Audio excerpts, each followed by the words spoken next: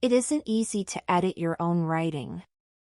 Because you know what you meant to write, your eye will often gloss over misspellings, missing words, and incorrect word choices.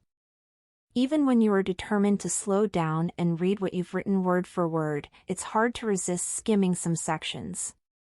For this reason, it's always a best practice to have someone else review what you've written. This helps ensure it is clear and has no glaring errors.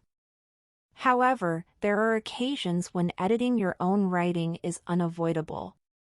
It's for these moments that we've created the following list of tips and tricks. This list of 8 ways to edit your writing includes some software tools you can use, but most of the tips are free and only require your time. The first tip is to take time away from whatever you are working on. The longer you can step away from the document, the better, although if you have an immediate deadline, even a few hours away can help. If you are so time-crunched that you cannot step away from your document for even a few hours, the next best thing to do is to review the document in reverse order, starting with whatever section you finished first and working up to the last section you worked on. The second tip is to review a physical copy of the document. Some people swear that the only way to edit a document effectively is to print a copy and physically mark it up. We don't think this is necessarily true, but some people may find that working from a printed copy helps them slow down and do a closer read than would be possible when looking at it on a computer screen. The third tip is to read your document out loud. This is one of the best ways to help make your writing match the way you naturally speak.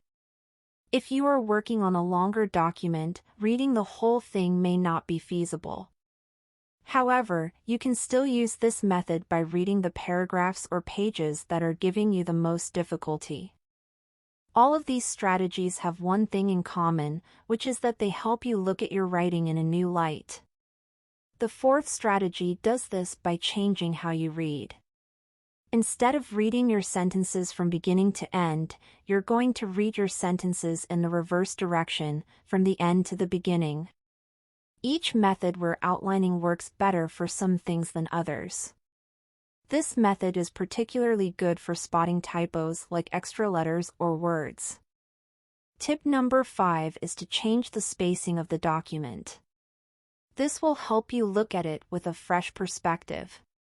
For example, if whatever you are working on must be submitted as single-spaced text, change the spacing to double-spaced when it is time to do the final review. Another option is to adjust the formatting from a single column to 2. After you reformat the text into columns, you will probably discover sentences or paragraphs that suddenly seem difficult to follow and could benefit from simplification. Tip number 6 is to paste the section of the text you are editing into a blank document. This works especially well with tables.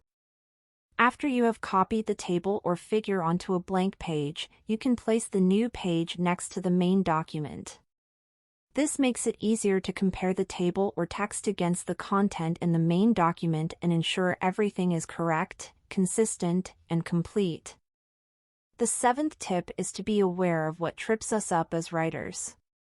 Most of us have a few words that we frequently misspell or mistype, or words that we are less familiar with that we may inadvertently use incorrectly. For these kinds of issues, a strategy we find helpful is to keep a running list of potential problem areas while we work on the document.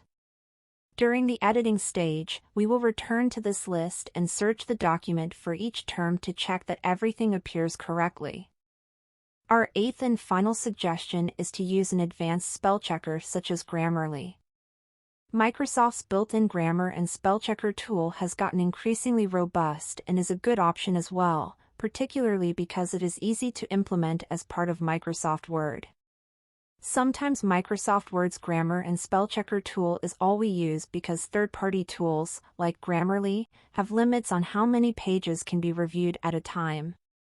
However, if the document's length doesn't rule them out, we will usually scan a document with Microsoft Word's built-in grammar and spell checker and another editing tool. We've found Grammarly to be the best of those we've tried, so that's usually the one we use. While Grammarly is very good, you cannot scan your writing with Grammarly and accept every suggested change. It is important to review Grammarly's proposed changes one by one to see if they are relevant and correct for the given context. Thanks for watching. We hope these tips will help you with your writing. To learn more tips about writing and editing grant proposals, please visit us at peakproposals.com.